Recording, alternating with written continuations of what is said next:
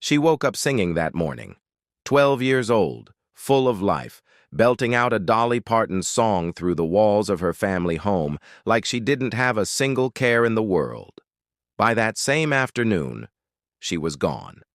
Her bicycle was found leaning against a tree. Her belongings were hidden in nearby brush. But Sarah Ann Wood, the happiest little girl her teachers had ever known, the girl with the laugh that could derail an entire classroom, the girl who sang in the choir and loved poetry and had just made the cheerleading squad, was nowhere. And the man who took her drew investigators a map. He confessed in detail. He described the grave, the landmarks, the clearing, the view of the lake from where he stood. And after 50 days of searching through frozen Adirondack wilderness, law enforcement found absolutely nothing. Because Louis Lent wanted it that way. This is the story of Sarah Ann Wood and the most deliberately cruel act ever witnessed inside an American courtroom. Stay with me, because this one will change the way you think about the cases you thought you already knew. Before this story goes any further, I need you to do something right now. Not because I am asking nicely. Because if you close this video and something happens to a child in your community and you never heard the lessons buried inside this case, that will be on you. The awareness built inside this story has helped bring over 7,500 missing children home. 7,500. If you are not subscribed to Crime Files America, do it right now. Hit that subscribe button and turn on notifications. Because the day you forget to subscribe is the day you miss the case that could have mattered most to someone you love. And share this video, not for me, for Sarah, for every child who never came home. Now drop a comment below and tell me, where in the world are you watching this right now? And what time is it over there as you are watching? I want to see every single location in that comment section. Now let us begin. In the small rural town of Soquit, New York, in the summer of 1993, childhood still looked the way it was supposed to look. Kids played outside until dark. Neighbors knew each other by name. Nobody locked their doors. And on Hackadam Road, 300 yards from the Norwich Corners Presbyterian Church, a 12-year-old girl named Sarah Ann Wood was living that kind of childhood completely and entirely. But Sarah was the youngest of 3 children. Her father, Robert Wood, was a Presbyterian pastor. Her mother was Frances Wood. They lived modestly, quietly, and faithfully. And Sarah was not like most kids her age. Everyone who knew her said the same thing. She was deeply, genuinely religious. Not because her father led Sunday services, not because she was told to be. Sarah loved the church the way other children loved the playground. She helped prepare for services. She attended Bible study by choice. She sang in the youth choir with the kind of conviction that made adults stop what they were doing and simply listen. Her teachers at Soquit Valley Middle School described her as the happiest little girl they had ever known.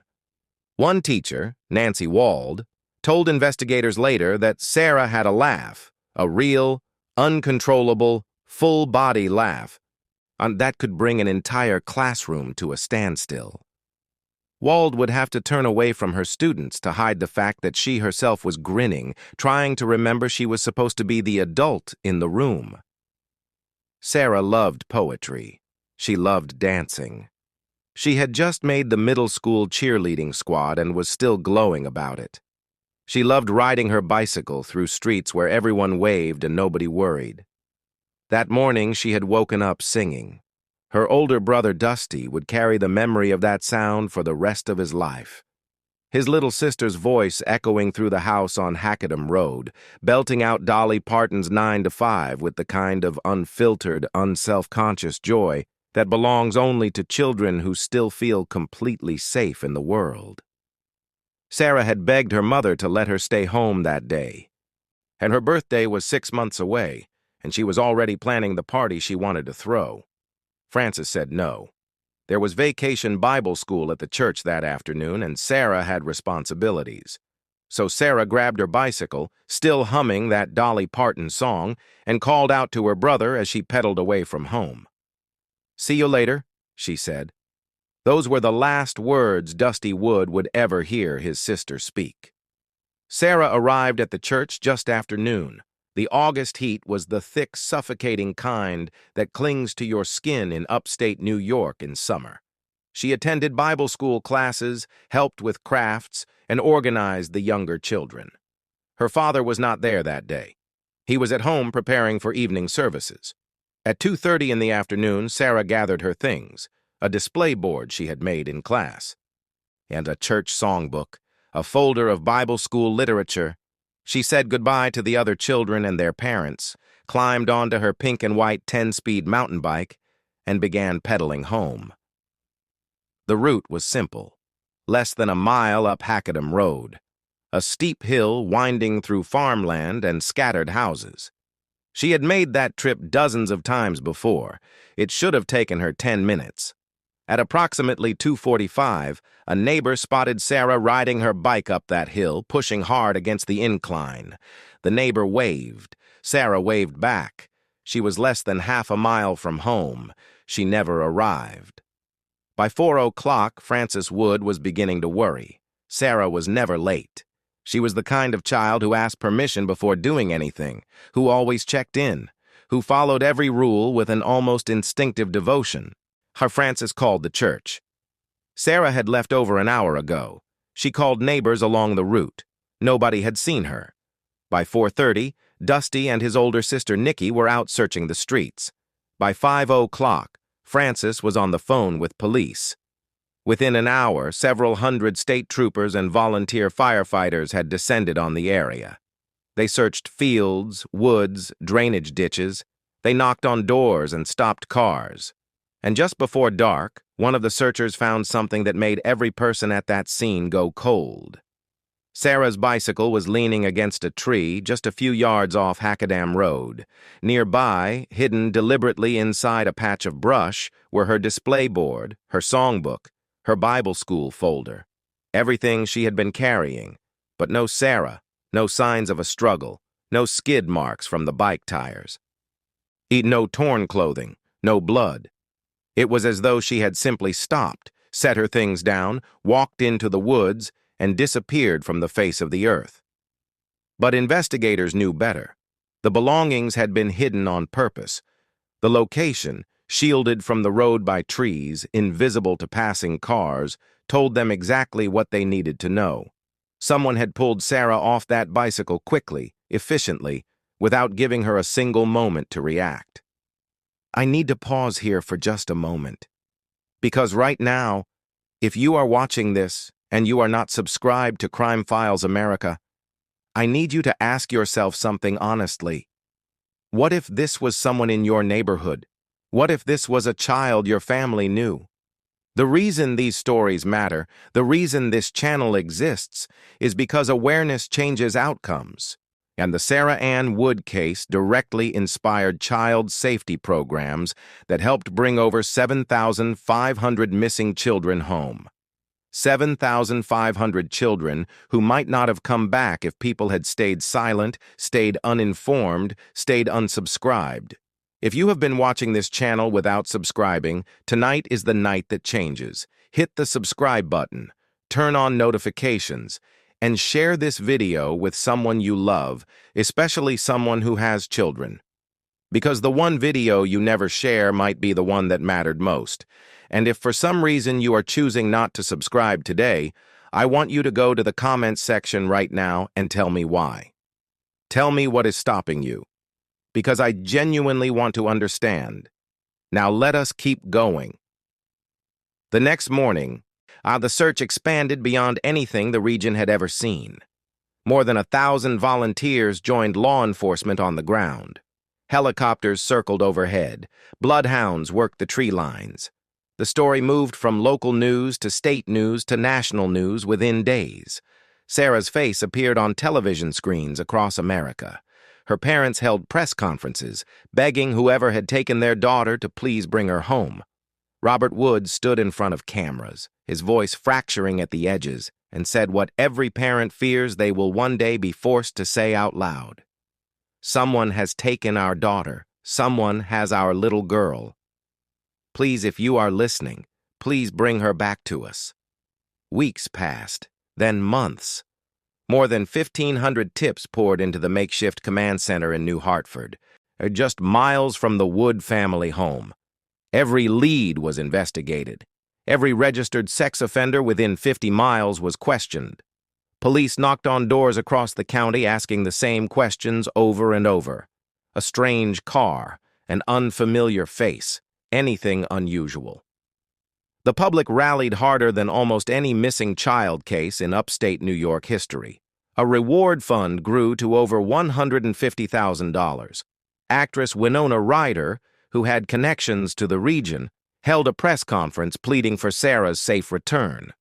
Missing persons posters appeared in every store window, every post office, every gas station across the state. Dusty Wood would later say that the family went bonkers with Xeroxes, that they moved immediately into trying to find her. But there was nothing. No witnesses, no evidence, no suspects. And then, as summer turned to fall and fall turned to winter, the case went cold. The cruelty did not stop with Sarah's disappearance. Prank calls arrived at the family home, fake sightings. People claiming to know where Sarah was, demanding money for information that led absolutely nowhere. One teenager called Robert Wood pretending to be Sarah, saying she was being held in a hotel somewhere. Police traced the call to a residential home. The teenager said it was a dare, a joke. The Woods stopped answering their phone. By Christmas of 1993, the active search had essentially ended. Investigators continued working incoming tips. But there was nowhere left to look. Sarah Ann Wood had simply vanished. And then everything changed. January 7, 1994. Pittsfield, Massachusetts, 100 miles east of Soquit. It was 7:10 in the morning, bitterly cold, thick snow covering the ground, when 12-year-old Rebecca Savarese left home for school. She had her headphones in, music playing, walking down West Street toward Notre Dame Middle School. She did not notice the man walking beside her until she felt something press against her back. A gun. He was scruffy, she would later tell investigators. Wire-framed glasses. A mustache that looked like it had not been trimmed in weeks. He pressed the weapon into her back and told her to do exactly as he said, or she would get hurt. He grabbed her jacket and began steering her toward a black pickup truck parked along the curb nearby. But Rebecca Savarese had been prepared for this exact moment. A police officer had visited her school the year before. Her mother, Christine Savarese, had drilled the instructions into her over and over again at home. Kick, scream, bite, spit, do anything to get away. Never let them take you to a second location. So when the man tried to force Rebecca toward that truck, she sat down on the sidewalk and faked an asthma attack. She gasped. She clutched at her chest. She made herself completely dead weight. The man panicked. He tried to drag her by the backpack straps. She slipped free of the backpack and ran. She ran as fast and as hard as she could toward a man clearing snow from a sidewalk outside a nearby business, screaming for help at the top of her lungs. The abductor jumped into his truck and fled, but he had already been seen. A witness at that intersection had watched the entire encounter unfold. He had memorized 3 digits from the license plate and called police immediately. Yet within hours, investigators had a vehicle description and a partial plate number. A bulletin went out to departments across the region. That same evening, Officer Owen Boyington of the Pittsfield Police Department was driving through the neighboring town of Lanesboro when he spotted a black pickup truck sitting in a driveway. It matched the description perfectly. He knocked on the door. The truck, he was told, belonged to a blind man named Philip Shales, who no longer drove. His neighbor, a 43-year-old handyman, used it regularly. The neighbor lived just up the road. His name was Louis Lent. What you are about to hear next is the moment this case transforms from a missing child story into something far darker and far more disturbing. And before we go there, I need to check something with you. Are you subscribed to Crime Files America? Because here is the truth. The cases on this channel are not just content. They are warnings. They are maps of how predators operate.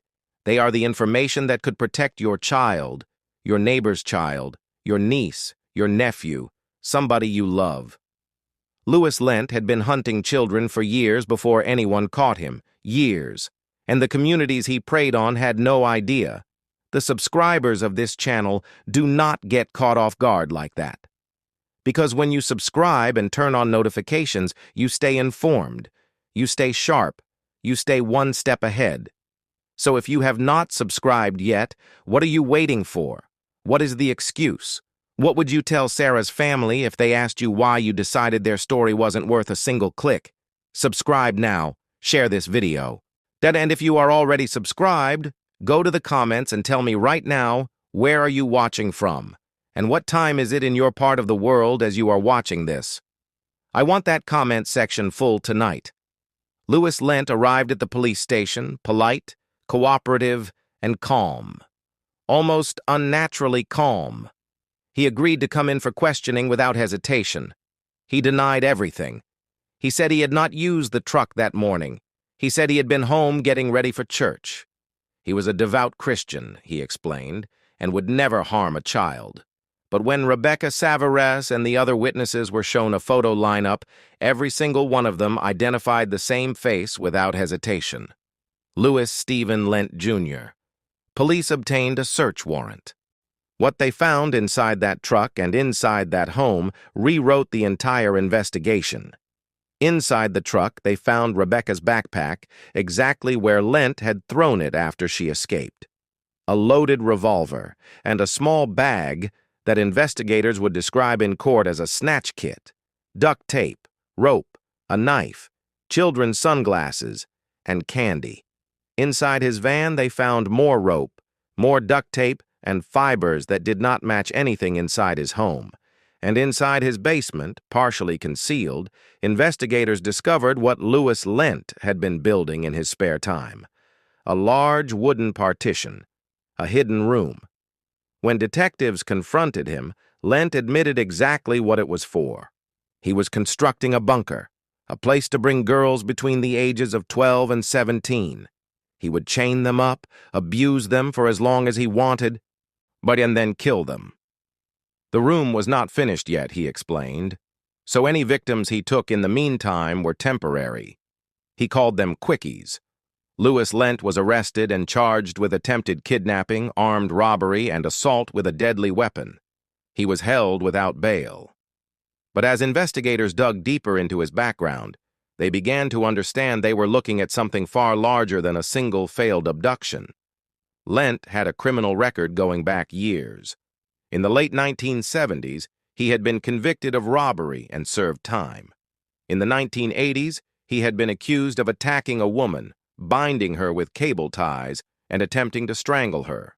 He had served 8 years of a 20-year sentence before being released on parole. And then there was the case of James Bernardo. In October of 1990, 12-year-old James Bernardo had disappeared from Pittsfield, last seen outside the Pittsfield Plaza Cinema Center where Louis Lent worked as a janitor. Weeks later, hunters found James's body in the woods in Newfield, New York, 200 miles away. He had been strangled with rope. Duct tape had been placed over his mouth and eyes. The case had sat cold and unsolved for more than 3 years. Now, with Lent in custody, investigators made the connection.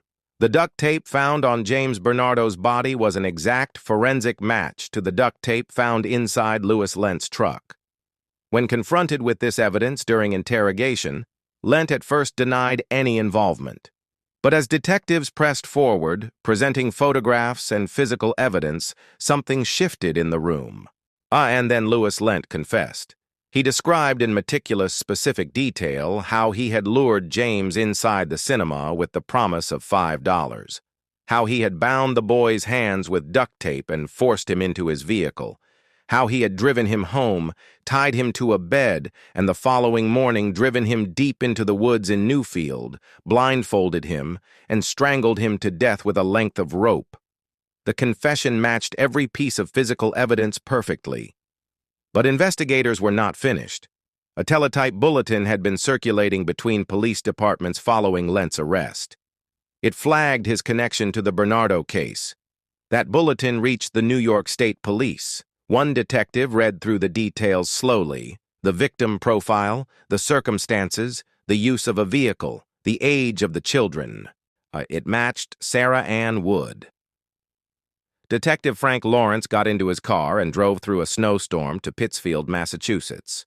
He waited his turn, and when he finally sat down across the table from Louis Lent, he asked him one direct question. "Do you know anything about Sarah Ann Wood?" Lent stared at him for a long moment. Then he nodded. He said he had been driving through upstate New York that August day searching for someone to take.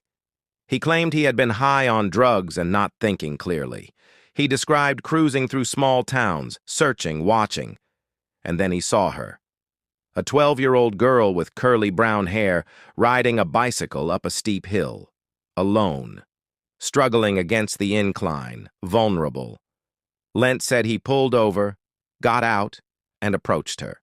He produced a knife. He forced Sarah into his van and bound her hands with cable ties. He hid her bicycle and her belongings in the brush nearby, covering them carefully so they would not be found immediately. Then he drove north into the Adirondack Mountains. Hours of driving. Sarah bound and terrified in the back of his van, alone in the dark. He stopped near Raquette Lake, in a remote clearing surrounded by dense forest.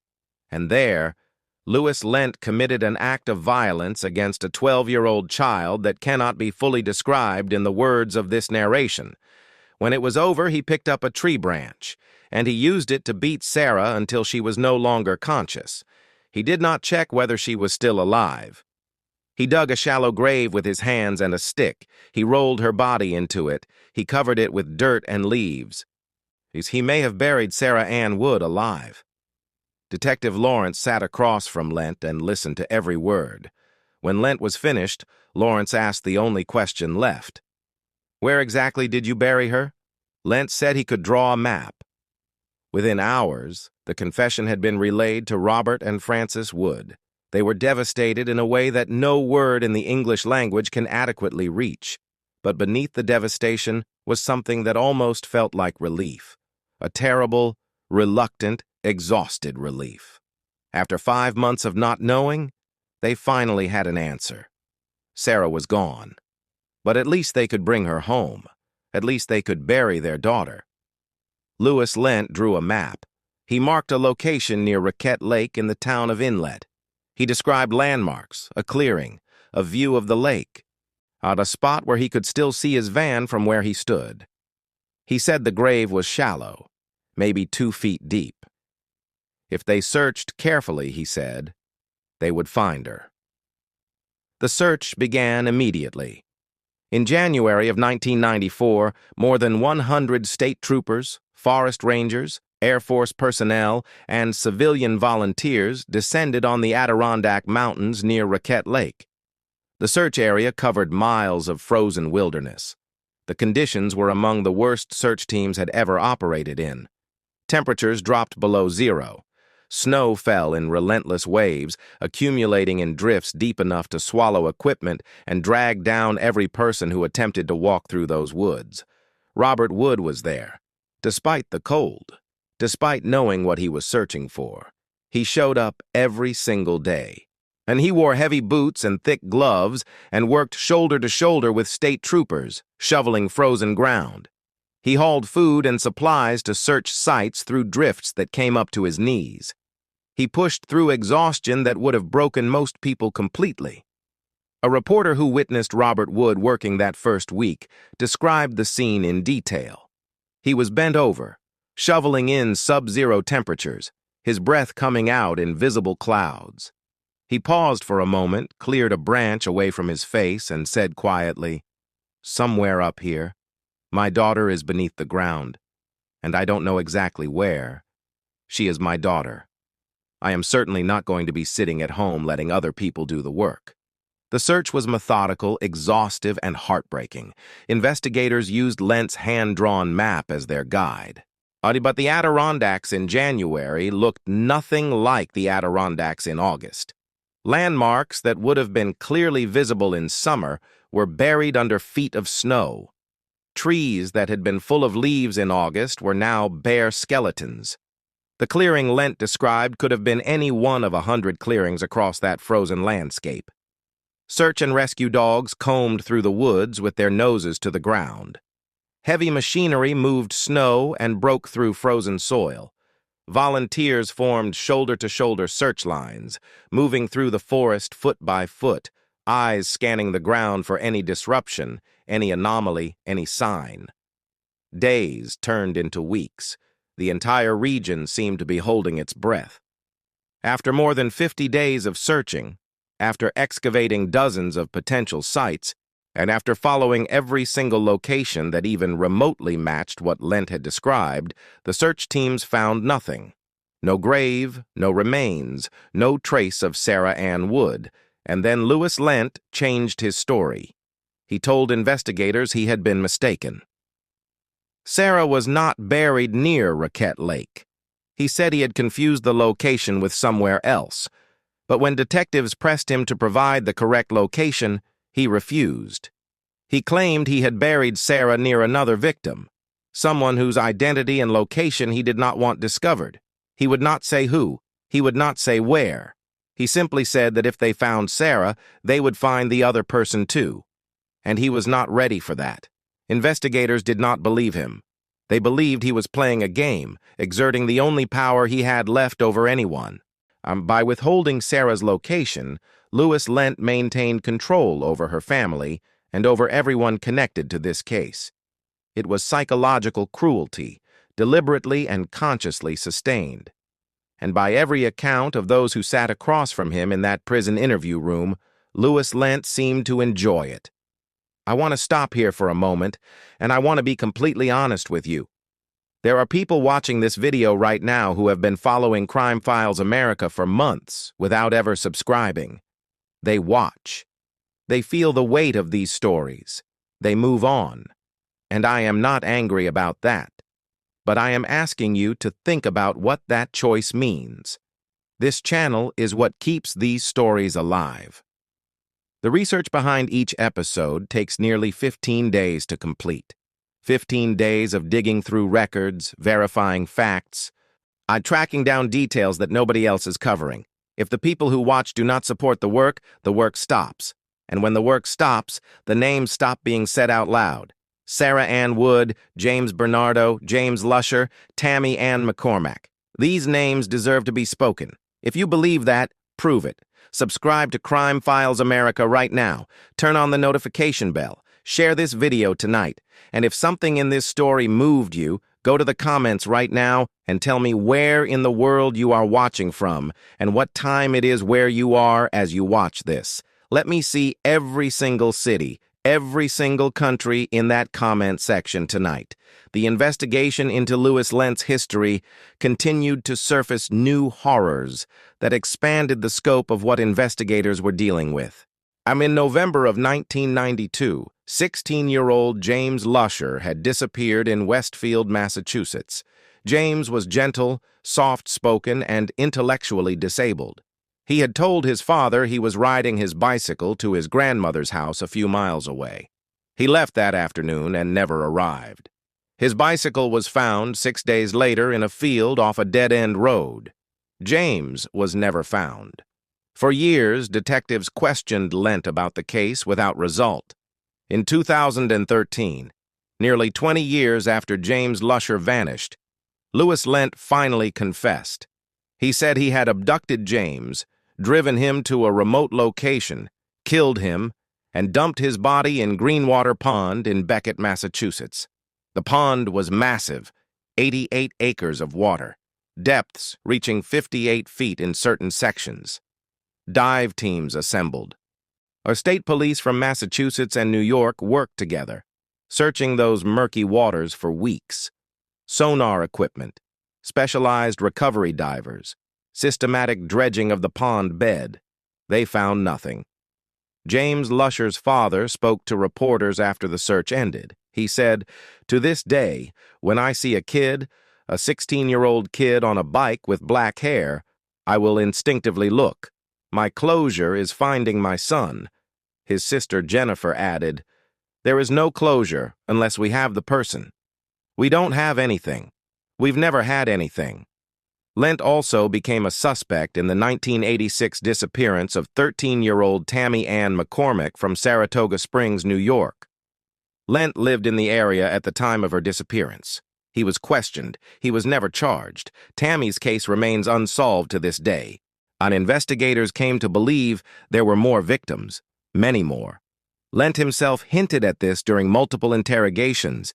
He told detectives that he had what he called a large hunting area, that he would drive for hours, sometimes crossing state lines, looking for vulnerable children to take. If I had money for gas, he said, that is what I would do. I would hunt. He never provided names. He never gave specific locations. He never revealed where any of the bodies were buried. In June of 1996, Louis Lent was brought to trial for the murder of James Bernardo. On the very first day, he surprised the entire courtroom by changing his plea to guilty. The judge sentenced him immediately, life in prison, without the possibility of parole. 9 days later, Lent was transported to Herkimer County, New York, and to face charges related to Sarah Ann Wood's case. He arrived in a bulletproof vest, surrounded by armed guards, escorted through a crowd of reporters and cameras. Robert and Frances Wood sat in the front row of that courtroom, holding hands, staring at the man who had taken their daughter from the world. Lent saw them. Something moved across his face. He turned to his attorney and said he wanted to plead guilty to Sarah's murder. Then he looked at her parents again and changed his mind. He pleaded not guilty. The legal process continued for months. The evidence against Lent was overwhelming. His detailed confession, the DNA evidence, the fibers from his van matching materials connected to the case, the testimony of Rebecca Savarese, who identified him without hesitation, the duct tape, the map, the pattern of behavior linking him across multiple child abductions and killings. On October 25, 1996, Lent appeared in court once more. This time, Sarah's parents were not in the room, and this time, Louis Lent pleaded guilty to Sarah's abduction, assault, and murder. But he still refused to say where she was buried.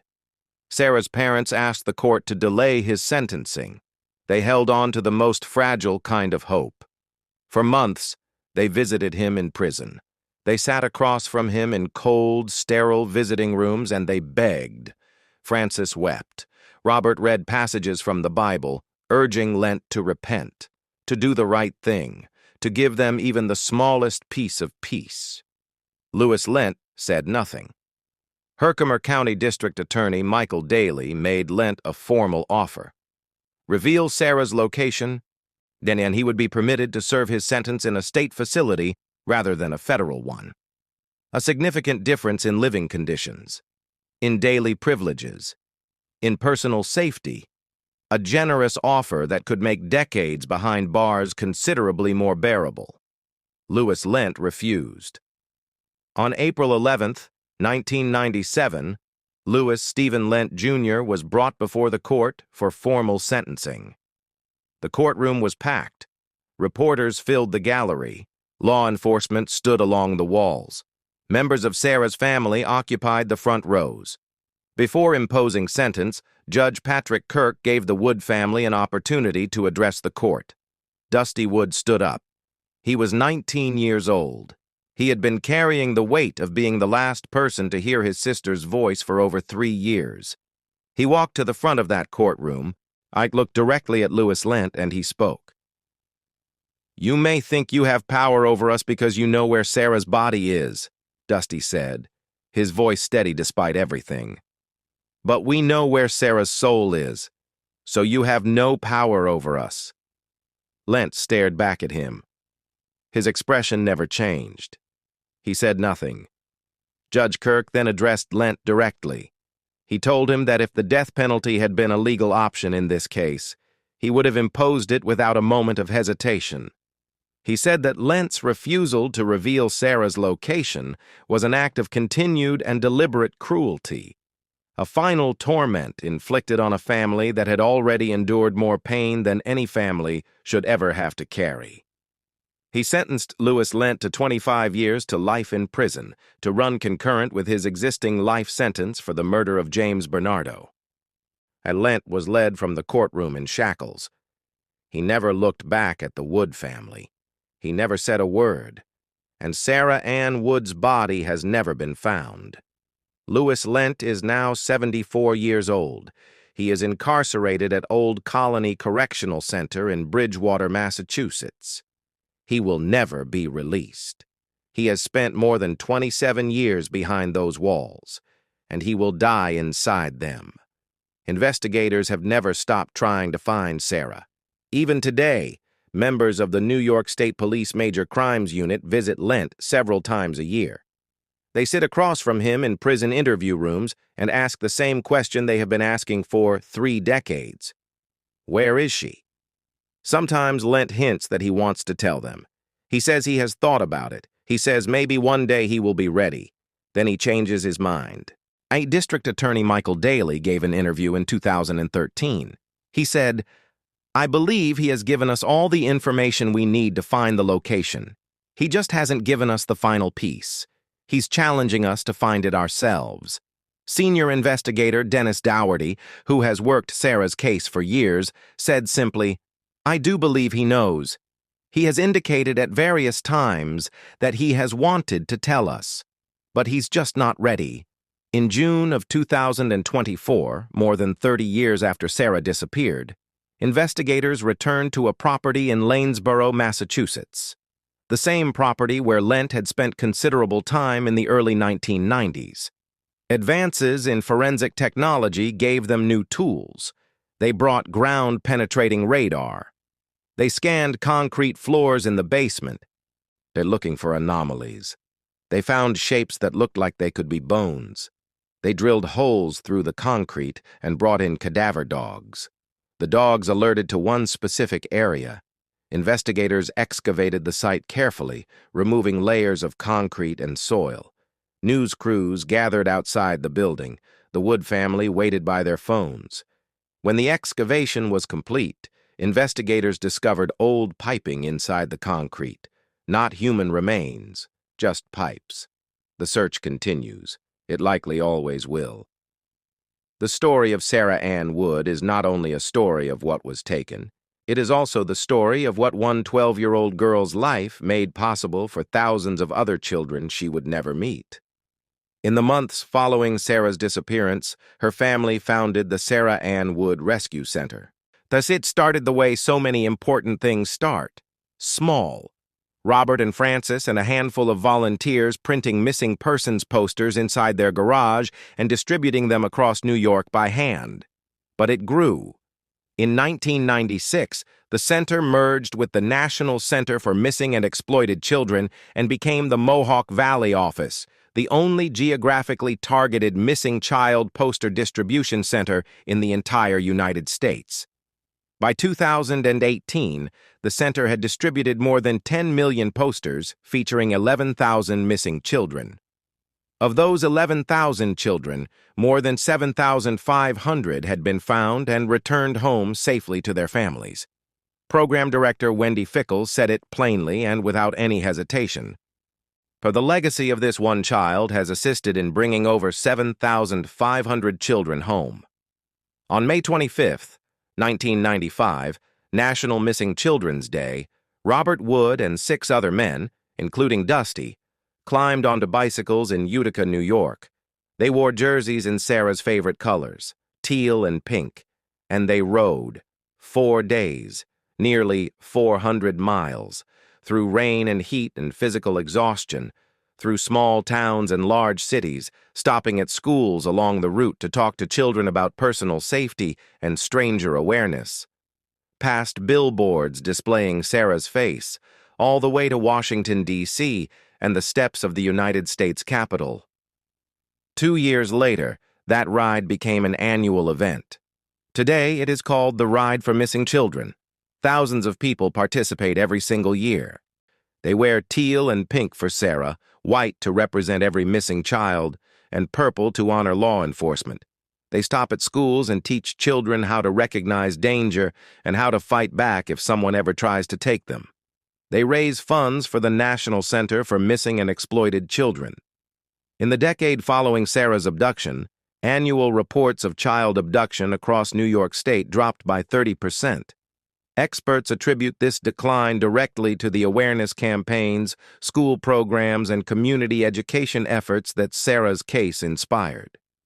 Rebecca Savarese, the 12-year-old girl who outran Louis Lent on that frozen January morning, rarely speaks publicly about that day. But in 2000, she gave an interview and said she thinks about Sarah often. She thinks about how easily she could have been in Sarah's place. And she knows that her choice to fight back, to fake that asthma attack, to run, likely ended his ability to keep hunting. Herkimer County District Attorney Jeffrey Carpenter said it directly.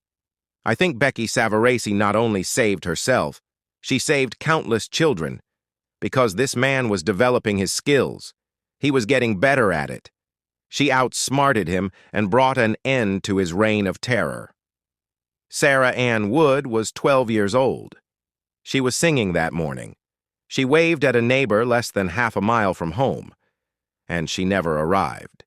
She built a legacy from beyond her grave that saved over 7,500 children. 7,500 lives, because of one little girl who never even got to see her next birthday. Now I am going to ask you something, and I need you to really hear this. If you watched this entire video and you are still not subscribed to Crime Files America, I want you to sit with that for a moment. Sarah's family printed thousands of posters. They rode 400 miles on bicycles. They visited Louis Lent in prison and begged him for information. They never stopped. They did all of that for children they would never meet. All I am asking you to do is click one button, subscribe to this channel, turn on notifications, share this video with someone tonight, because every time this video reaches a new person, Sarah's name is spoken out loud somewhere new in the world. And every time someone shares this story, there is a chance it reaches a parent, a teacher, a child who learns something that one day keeps them safe. If you are choosing not to subscribe, go to the comments right now and tell me why. I am serious. Tell me what is standing between you and that one click. And for those of you who are already part of this community, thank you. From the bottom of my heart, thank you. Now go to the comments and tell me where in the world you are watching from right now and what time it is where you are. I want that comment section full of locations from every corner of this planet tonight. Because Sarah's story deserves to be heard everywhere. Somewhere in the Adirondack Mountains, or in a field somewhere in upstate New York, or in a place that only one man on earth knows and refuses to speak. A 12-year-old girl rests in an unmarked grave. She has been there for more than 31 years. She will likely be there forever. And her family believes she is at peace. They believe she is with God. And they believe that one day when their own time comes, they will see her again. Until then, they keep searching. They keep hoping. And every year, when the riders set out in teal and pink and white along those roads, they ride for Sarah, for all the missing children, and for the day when every child comes home. Dusty Wood, now in his late 40s, still participates in the annual ride. He still speaks at schools about child safety. He still works with the National Center for Missing and Exploited Children. And when people ask him why he keeps going after all these years, he gives the same answer every time. The most important thing for us as a family is to protect kids, and to make sure that if anything can be done to protect them from people like Louis Lent, that it be done. One elementary school teacher, who had known Sarah as a little girl, attended the ride in 2015. She stood on the side of the road as hundreds of cyclists passed by. And she thought about the girl who used to sit in her classroom, the one whose hair was always in disarray in the mornings, the one who was not a morning person, the one who was so undeniably, impossibly cute. She watched the riders go by, and she thought one simple thing. All of this started with Sarah. A tree was planted in Sarah's honor at Soquit Valley Middle School. A ribbon-shaped memorial stands in the courtyard, and in the year Sarah would have graduated from high school, Her classmates placed a plaque in front of that tree. It is still there today. Her name is still there. She is still there. This has been Crime Files America. Thank you for staying until the very end. It means more than you know.